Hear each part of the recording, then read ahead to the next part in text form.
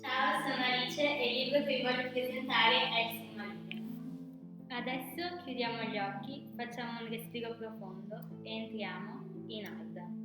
Il Silmarillion è un racconto sui giorni antichi, l'epoca di Morgoth, degli Ainur e dei Maiar, delle Valier e dei Valar, dei primi Quendi, dei primi uomini e dei primi Khazad. Il nucleo della narrazione sono i tre Silmarillion, gemme elfiche di lucentezza e valore straordinari.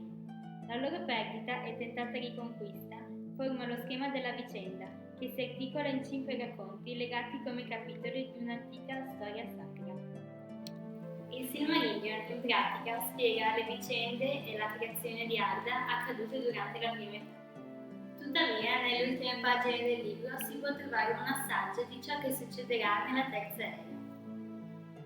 Ho letto questo libro per capire come nasce l'universo di Arda, che è molto splendido ma anche molto complesso.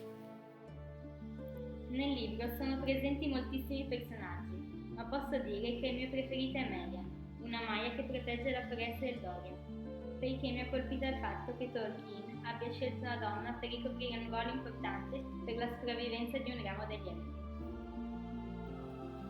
La frase che riassume il libro, e probabilmente anche l'intero Signore degli Anelli, è "Il giorno risorgerà", o in elfico "Aurien Turum". Questa frase mi è piaciuta molto perché si può anche adattare alla situazione che stiamo vivendo.